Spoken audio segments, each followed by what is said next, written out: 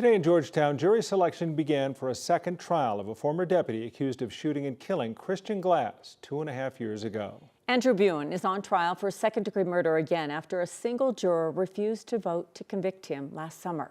9 News investigator Steve Staeger, who was the first to report on that shooting 2 years ago, spoke exclusively with Christian Glass's parents as they prepare to go through this process all over again.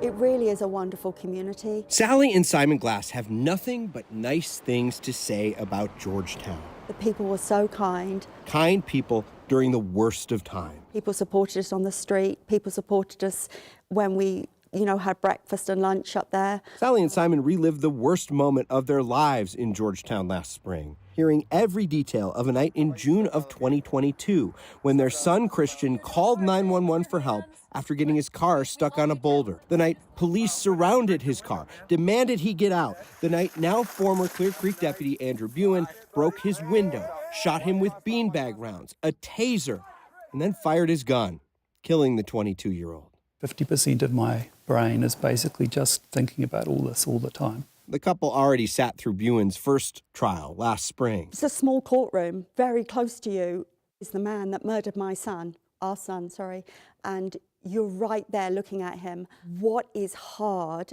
for me is there's no sign of remorse. There really isn't. Back then, a jury convicted Buin of reckless endangerment, but didn't reach a verdict on the most serious charge, second-degree murder. And we were a bit confused. Confusion clarified by the foreperson of the jury. She was, I would say, almost apoplectic with rage. When it was delivered, she looked at me and she was crying. Foreperson Chrissy Engelkirk told 9 News in an exclusive interview days after the trial that the majority of the jury was in agreement to convict Buin, but a lone holdout refused. They very quickly from the beginning basically took the position of everything that this police officer did was reasonable.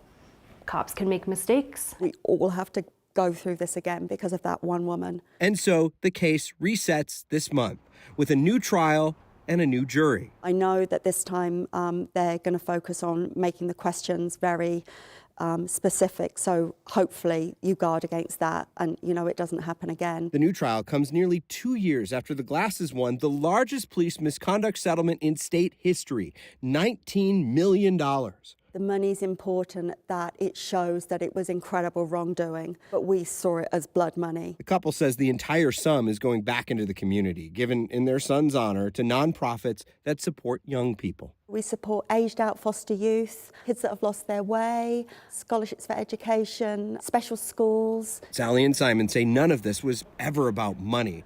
They wanted this trial. We just hope and pray for justice. We really to be able to move on. And as they prepare for an encore of gruesome testimony in that small mountain town, Christian's mother says she won't be doing it alone.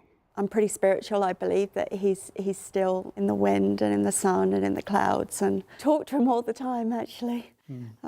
Think, one day I'll see him again. Steve Staeger, 9 News. For the last trial, 1 in 6 Clear Creek residents received a jury summons, and jury selection took about 5 days. We're going to keep you up to date on all the developments from Clear Creek County on 9 News and on our free streaming app, 9 News Plus.